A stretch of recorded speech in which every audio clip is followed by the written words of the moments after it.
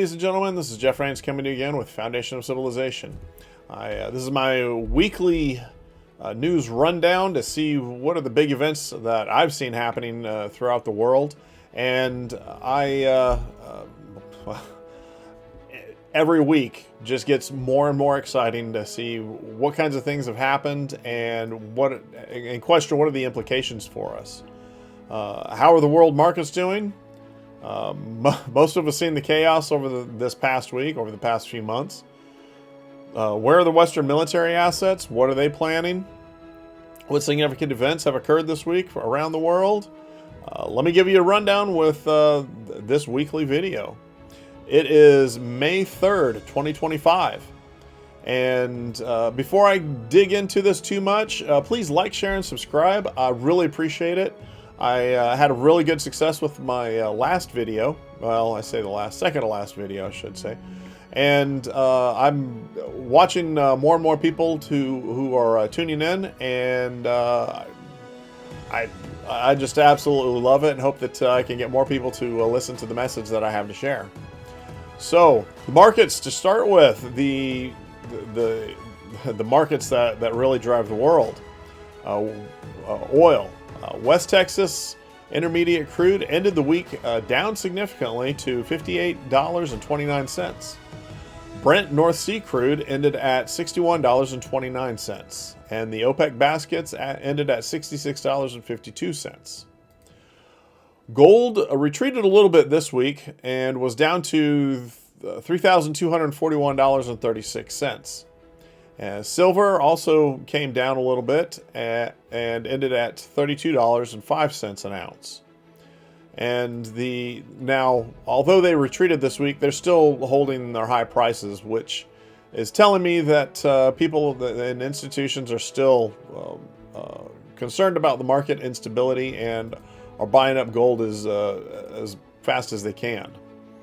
In a note that people are feeling a little better about the market, the Baltic Exchange Dry Goods Index drove a little bit higher this week and ended at $1,411. Military and naval deployments, as I note every week, or have been for the past few months. IRSR flights in the United States have been focusing along the Mexican border. They're flying along the southern U.S. and Mexican border, and they continue to conduct surveillance in the western U.S. mountains around Wyoming, Montana, which is very interesting. In fact, it looked like this week they were doing quite a bit more of surveillance than normal, but I could be wrong with that. Maybe it's just a normal amount. But there is quite a bit that they've been doing. Of the Navy's 295 ships, 100 are deployed, 68 are underway. And that leaves us with the USS America, still in Sasebo, Japan. USS George Washington remains in Yokosuka, Japan. The USS Carl Vinson is operating in the Gulf of Aden to support operations against the Houthis in Yemen. Last report we had, Abraham Lincoln was in San Diego. The Harry S. Truman continues to operate in the Red Sea. And this cruise for the Harry S. Truman, I have a feeling, is going to be viewed in the future as a example of what not to do. They have had quite a few incidents, and this week was no exception. While the ship was conducting operations in the Red Sea, they had to conduct an evasion against a Houthi attack. And when the ship conducted their evasion, it shifted the weight, shifted the carrier, and one of the F-18 aircraft slid off the deck. The aircraft in question was being towed, and the Harrier just went right overboard. So that was about $30 million that went to the bottom of the Red Sea. It also took the tow vehicle with it. Fortunately, this time there were no injuries or casualties. The I guess say our prayers there. Now, I'll also remind you why I said that this cruise for the Truman is going to be used as an example of what not to do. Earlier this year, an F-18 was shot down by a guided missile cruiser, and it's in the operating group. They also had an accident in the Mediterranean as they were getting ready to transit the Suez Canal, and the fantail was damaged. Luckily, nothing too serious, and obviously it was able to continue conducting operations. The USS Nimitz is operating in the Philippine Sea. Last report we had, Ronald Reagan was away from its port in Bremerton, Washington. The USS Tripoli was at its home port in San Diego. The USS Wasp was away from port in Norfolk, Virginia. And the USS Iwo Jima, also in Norfolk, Virginia, at port in Norfolk. The USS Gerald R. Ford departed Norfolk, Virginia, and held a Friends and Family Day on Saturday. That would have been a week ago today. And the last report, USS George H.W. Bush, was in Norfolk, Virginia. The European markets. Lots of ups and downs, like most of the world. The DAX ended up at 23,086.65. The FTSE ended at 8,596.35. The CAC 40 at 7,770.48. The IBEX ended at 13,446.70. On the 28th of April, Spain experienced a massive blackout on the Iberian Peninsula, not just Spain, but also Portugal and parts of France. Most of the power was restored within 10 hours. Initially, atmospheric conditions were blamed, but no anomalies were recorded. Solar output was normal, and there were no major storms or anything in the area. Further analysis shows poor connectivity in the generation sources seemed to have been the cause. The power must be brought up to 50 hertz for the European production, electrical production, and several of the renewable sources were not able to generate that cycle. For some reason, they were not able to generate that cycle at that time. This week, in a big step towards peace, U.S. and Ukraine have signed a mineral agreement establishing a reconstruction investment fund and taking a huge step towards peace.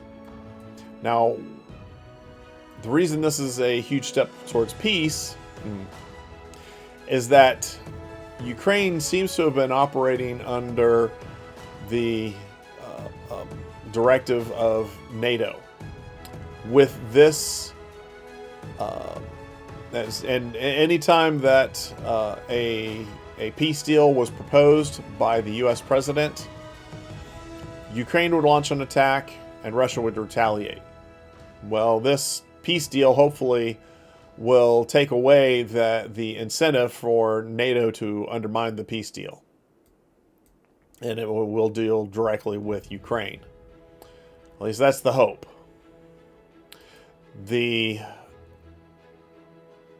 And in response, U.S. president has been disappointed in Russia and tells the Russian president to stop shooting.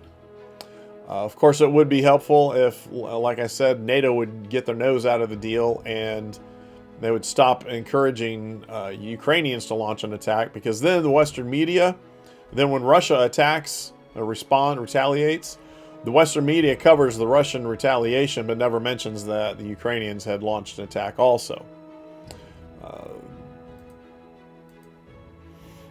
Now, in further escalatory language, Russia, unfortunately, is threatening, it was Russia's former president, claimed that NATO's newest members are potential targets for revenge strikes using nuclear weapons if things turn to war. And this is as the Kremlin expands its military bases along the Finnish border.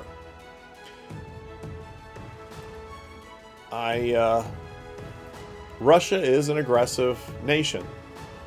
They are looking to protect themselves, and the Russian president is looking to expand the Russian empire. But they're also concerned about the expansion of NATO. The Finns and the Russians have had a long history, a long difficult history, so who knows how this is going to work out, but there's a lot of rhetoric and only a few steps towards peace recently. Over in Asia, the markets, the Nikkei ended the week at 36,830.69. The SSE index ended at 3,279.03. The Hang Seng ended the week at 22,504.68. The BSE Sensex ended at 80,501.99. The Nifty 50 ended at 24,346.70. The Bank of Japan has lowered its GDP growth forecast by over 50%. Dropped it from 1.1% to 0.5%. And in 2026, it also revised it down from 1% to 0.7%. Inflation, they expect, should fall below the 2% mark. The bank feels that as trade negotiations settle down, growth will return. Across the ocean in China, across the Japan Sea in China, every Chinese president continues to be threatened from many different directions. They've got to watch every which way they go. The current Chinese president, is no exception and has been working to ensure he maintains power by purging his military leaders. Last year in June, he expelled, and I hope I get these correctly, so I apologize. I don't mean to offend any Chinese or Asians. General Wei Fengyi and General Li Shangfu. They were kicked out in June. They were removed from their positions in June and kicked out of the military. In October of last year, he expelled Admiral Miao Hua and Defense Minister Dong Jun, and now Vice Chairman General He Weidong, all of whom are under investigation. Now, since the uprising and the dispute over tariffs, manufacturing in China has fallen significantly. An estimated 50% of factories are closed. Workers are in the street protesting because they're not getting paid, and if they can't get paid, they can't get food. In some cases, they've even had factories burned. Many Chinese investors are flooding towards gold, which continues to bolster the price of gold. Despite the massive problems in the Chinese economy, they still stand defiant against U.S. tariffs. Last week I reported that India and Pakistan were trading barbs after a terrorist attack in Kashmir. The Indians claim it was a Pakistan-backed terrorist group. The Pakistanis claim that it was a false flag by India. Who knows exactly what's going to happen, but they've been taking pot shots at each other for a while. They've been launching artillery shells across each other's borders. But so far, they've been very careful about where they hit. They've been trying to avoid actually hitting anything serious. The U.S. continues to conduct military operations against the Houthi rebels in Yemen, as I noted with our deployments. Iran had, earlier this week, Iran had a massive explosion at one of its ports, the Raji, I hope I pronounced this correctly, the Raji airport, or not airport, a naval port. The current analysis shows that it was poor handling of dangerous materials, and that's what they think is the expected cause. One of the Iranian National Security Committee members stated that no evidence has been presented so far to suggest foreign actors were involved in the port explosion.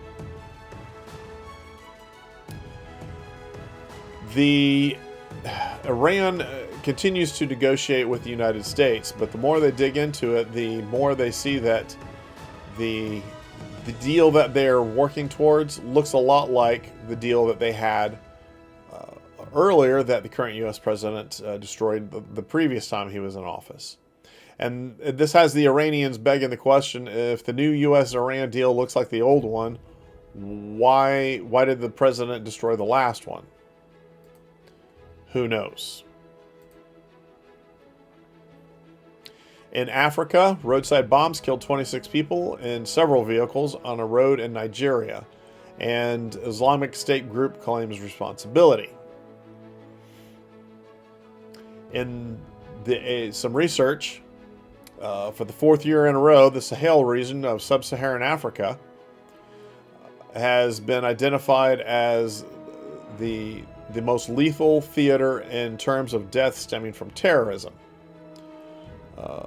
And I quote, according to data collected and analyzed by the Global Terrorism Index, GTI, 6 of the top 10 countries affected by terrorism, measured by incidents, fatalities, injuries, and hostages, yes, these groups are in this sub-Saharan Africa. They include, number 1, Burkina Faso, number 4, Mali, number 5, Niger, number 6, Nigeria, number 7, Somalia, number 10, Cameroon. And when the data is expanded to the top 25 countries, others that make the list include the Democratic Republic of Congo, Mozambique, Kenya, Chad, and Togo.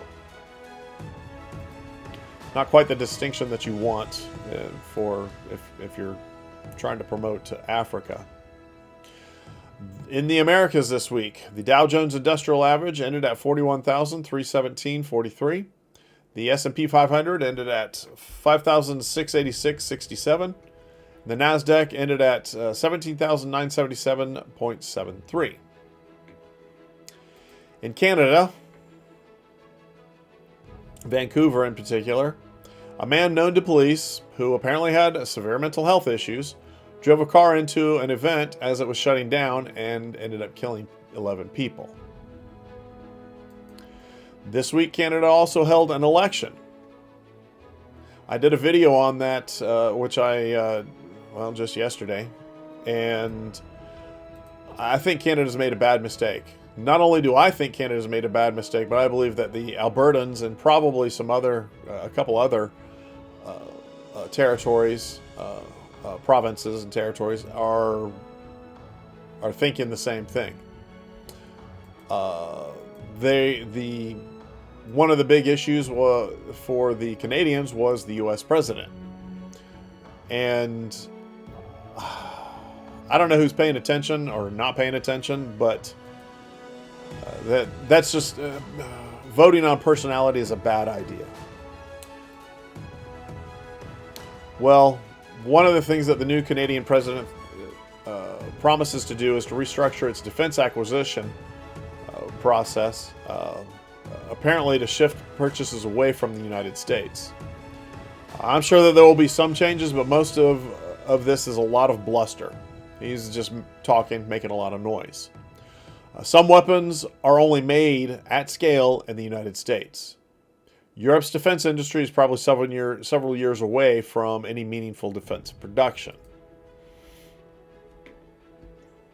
Down in Mexico, all those ISR flights, I think, contributed to an operation that's been going on down there. It's taking big action inside its borders, dismantling drug labs, costing their cartels millions of dollars as part of the effort called Operation Frontera Norte, North Border Operation. This launched in February after the Mexican president reached an agreement with the U.S. president to deploy 10,000 National Guard troops across 18 northern Mexican cities, aiming to stop drug trafficking right at the source. And since then, Mexican forces have arrested more than 2,700 people, seized more than 2,300 guns. Sounds like a good start to me on gun collection. They've also seized 376,000 rounds of ammunition and 66,000 pounds of drugs. This included 350 pounds of fentanyl. A major hit happened in the Durango Mountains this week. Mexican Marines dismantled 2 hidden meth labs in Tamazula, seizing about 330 pounds of meth along with 3,200 gallons and 770 pounds of chemical precursors, the raw materials cartels used to flood U.S. streets with drugs. In an effort to mirror what he did with the Latino gangs, the U.S. president is looking to designate Haitian gangs as terrorist organizations. This would likely aid him in deporting anyone they suspect of being involved with gangs. The U.S. economy, statistics that came out this week, shows that the U.S. economy did contract in the first quarter. Now, mind you, in the first quarter, there was not during the tariffs. But as a note, effective tariff rate in the United States is 23%, according to Bloomberg Economics.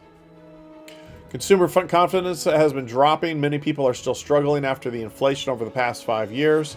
And now the threat of tariffs are causing uncertainty. Many people don't like the uncertainty. As the tariff debate works its way out, the ups and downs should settle down. On a very positive note, the jobs report came out for last month, and we expected 133,000 jobs and ended up with 177,000 jobs. The most significant thing about the jobs report is that the number of jobs for native-born Americans, U.S. citizens, drove higher by 1 million. The jobs for foreign-born people in the United States dropped by 410,000.